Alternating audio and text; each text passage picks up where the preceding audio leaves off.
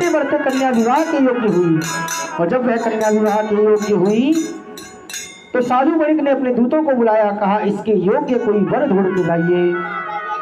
दूत लोग गए हैं कांचनपुर में और कांचनपुर से एक सुंदर सुयोग्य वर को लेकर आए हैं। अरे कन्या योग समुझ वर लाए, कन्या योग समुझ वर लाए, कन्या योग समुझ वर लाए, कन्या योग समुझ वर लाए। साधु को इसके गुण गाए, साधु को इसके गुण गाए। बंधु बांधवों को बुलवाया, बंधु बांधवों को बुलवाया, कन्या का विवाह रचाया, का विवाह रचाया।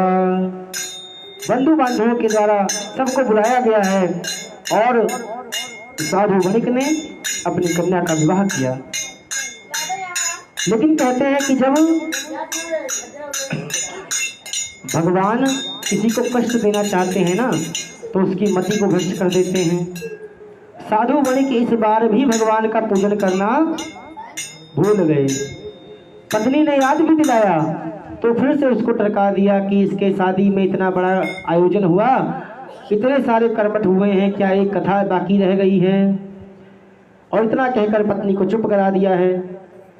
उसके बाद उसने धन को कमाने के लिए अपने दामाद को अपना पार्टनरशिप में लगाया, साथी बनाया और आज की जो बंबई नगरी है उसी नगरी में वे पहुंच गए, समुद्र के तट पर पहुंचे और कहते हैं जा कहाँ प्रभु, जाकर प्रभु दारुण दुख दीना, ताकर मति पहिले हरि नीना। दोनों ससुर दामाद धन कमाने के लिए आए और एक वट वृक्ष के नीचे विश्राम करने लगे। कहते हैं उसी समय दैव योग से महाराजा चंद्रकेतु के महल में दो चोरों ने चोरी किया और चोरी करके जिस वृक्ष के नीचे ये दोनों साधु और उसके दामाद विश्राम कर रहे थे वहीं सारा धन छोड़कर 9-2-11 हो गए।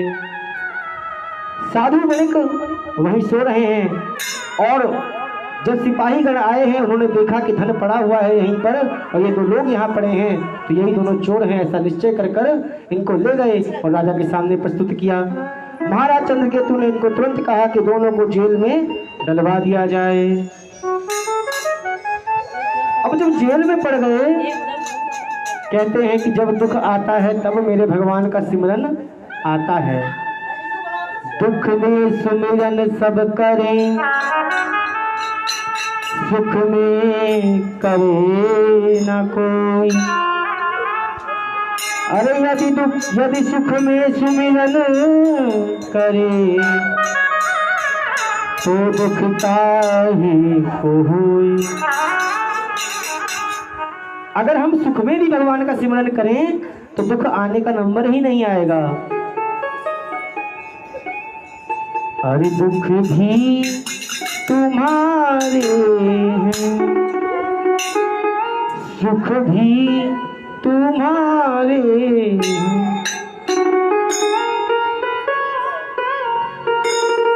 छोड़ूं मैं किसे भगवन, ये सब तो तुम्हारे हैं। तुम्हें मुझे प्यारे हैं, तुम्हें मुझे प्यारे हैं।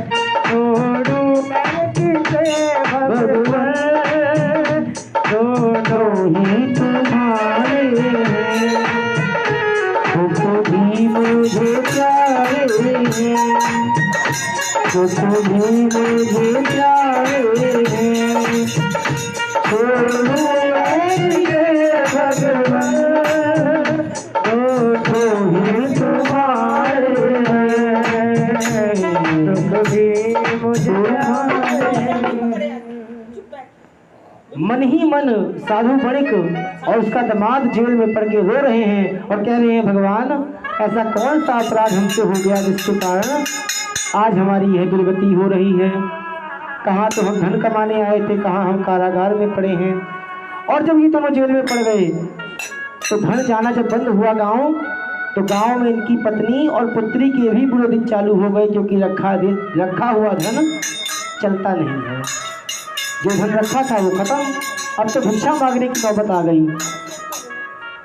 कहते हैं एक दिन कलावती कन्या भिक्षा मांगते मांगते एक ब्राह्मण के दरवाजे पर पहुंची। सायंकाल का समय था, गोधूली बेला हो रही थी और उस ब्राह्मण के घर में भगवान की कथा कही जा रही थी। सत्यनारायण व्रत का अनुष्ठान हो रहा था। कलावती कन्या वहीं एक कोना में स्थान लेकर बैठ गई और भगवान की कथा सुनते सुनते मगन हो गई। और इसमें समय बहुत बीत गया। जब कथा संपन्न हुई, आरती हुआ, पूजन संपन्न हुआ, तो ब्राह्मण से इस कथा की विधि को समझा। और जब अपने घर में पहुंची है तो उसकी मैया उसको फटकारने लगी। इतनी बुरी तरह से फटकारा है लीलावती ने कि होश फाकता हो गए कलावती के। कलावती ने कहा, माता मैं कहीं गलत जगह नहीं गई थी। लीलावती कहती हैं कि पंडित साधु और बणिक, पंडित साधु और बणिक घूमे पावे मान। अगर ये लोग जगह से इधर से उधर घूमते हैं ना तो उनका सम्मान बढ़ता है। नए नए लोगों से मुलाकात होती है, नए नए भक्त बनते हैं, नए नए संत जुड़ते हैं और भगवान की कथा बढ़ती रहती है, सम्मान बढ़ता जाता है। एक ही स्थान पर बैठे रहेंगे तो बहुत भगवान की कथा का प्रसार नहीं कर पाएंगे। लेकिन पंडित और साधु बणिक घूमे पावे मान, पर स्त्री अगर घूमे, कन्या अगर घूमे तो समाज इसको दूसरी निगाह से देखने लगता है। हे कन्या, तेरे पति भी यहाँ नहीं है, तेरे पति प्रदेश में है और तू रात्रि के समय में अगर इस प्रकार घूमेगी तो मैं किसे क्या जवाब दूंगी। कलावती रोने लगी, रोते रोते बोली, हे माता, क्या आपको मुझ पर विश्वास नहीं है? मैं किसी गलत जगह नहीं थी, मैं तो एक ब्राह्मण के घर में गई थी, वहां पर भगवान की पूजा हो रही थी, मैं उस पूजा को श्रवण करने में लग गई। माता ने कहा, कौन सी पूजा हो रही थी? जैसे ही कन्या ने कहा सत्यनारायण व्रत, इतना सुनना था कि लीलावती के कान खड़े हो गए। याद आ गया कि एक दिन मेरे पति ने ही निश्चय किया था कि मैं भगवान सत्यनारायण का व्रत करूंगा, भगवान सत्यनारायण की कथा करूंगा। भगवान ने हमें सब कुछ दिया, हमारे कन्या नहीं, हमारी संतान नहीं थी, भगवान ने इतनी सुयोग्य कन्या हमें दी, लेकिन हमने भगवान के व्रत को भुला दिया। अवश्य ही भगवान की पूजा न करने के कारण आज हमारी यह दुर्गति हुई है। दोनों माँ बेटी मन में विचार करती हैं और कहती हैं कि हमें यह पूजन अवश्य करना चाहिए। अब धन तो घर में है नहीं, लेकिन उनका संकल्प सच्चा है, साधु की तरह झूठा संकल्प नहीं है। इन्होंने मन में विचार किया और कहा, भीख मांग के ही सही, जो रूखा सूखा मिलेगा मैं मेरे बाबा की चौक अवश्य जगाऊंगी, मैं चौकी सजाऊंगी मेरे बालाजी की, मेरे सत्यनारायण भगवान की, और उनका भंडारा करूंगी, उनकी कथा को श्रवण करूंगी। कहते हैं दोनों माँ बेटी ने जैसी व्यवस्था बन पड़ी, भगवान सत्यनारायण का अनुष्ठान किया और भगवान से रोते रोते पुकारा और भगवान से कहा, भगवान जो भी गलती हुई है उसे क्षमा करो, क्योंकि आपके बिना कोई खिवैया नहीं है हमारी नाव का। कृपा की न होती, क्योंकि हे भगवान आपकी आदत है कृपा करने की, मैंने सुना है आपका नाम है दीनदयाल, दीनदयाल बिरध संभारी, हरहु नाथ मम संकट भारी। आप सबके संकट को हरते हो तो क्या मेरे संकट को नहीं हरोगे?